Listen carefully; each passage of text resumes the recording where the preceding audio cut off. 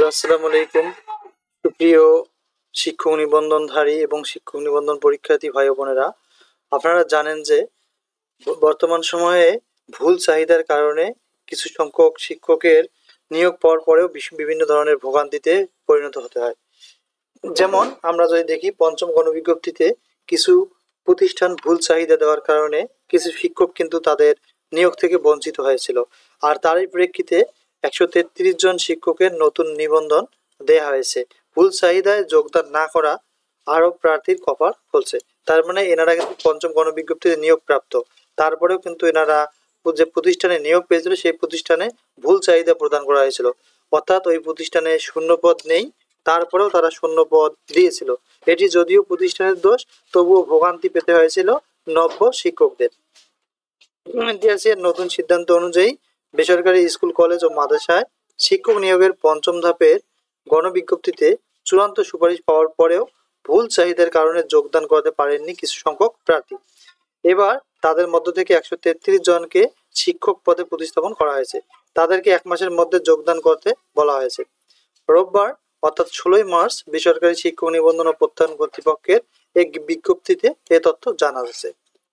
বিজ্ঞপ্তিতে বলা হয়েছে, পঞ্চম নিয়োগ বিজ্ঞপ্তির আওতায় 133 জন সুপারিশপ্রাপ্ত প্রার্থীকে অন্য শিক্ষা প্রতিষ্ঠানে প্রতিস্থাপন করা হলো। অর্থাৎ তারা যে প্রতিষ্ঠানে সুপারিশ পেয়েছিল সেখানে যেহেতু শূন্য পদ নেই, ভুল চাহিদার কারণে ওরকম হয়েছিল, তাই তাদেরকে অন্য যেখানে শূন্য পদ রয়েছে যে সকল প্রতিষ্ঠানে, সেখানে তাদেরকে প্রতিস্থাপন করা হয়েছে।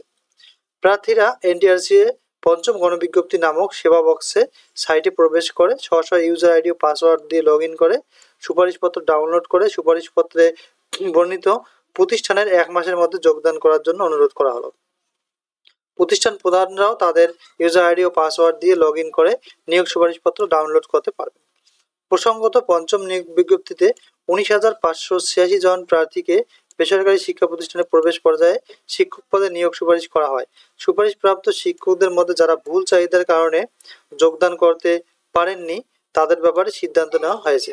এর আগে গত বছরের 21 আগস্ট পঞ্চম গণবিজ্ঞপ্তির চূড়ান্ত সুপারিশ করেছে এনটিআরসি।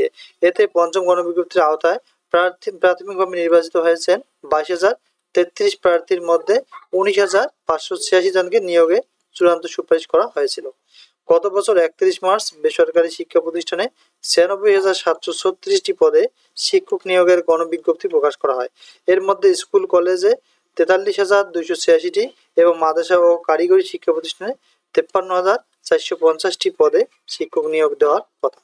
তো সকলের জন্য শুভকামনা রইল। যারা 18তম রয়েছেন তাদের ক্ষেত্রে যেন এই ধরনের ভোগান্তিতে পড়তে না হয়, তারা অবশ্যই প্রতিষ্ঠান বিবেচনা করে তারপরে চয়েস দিবেন। সকলের জন্য শুভকামনা।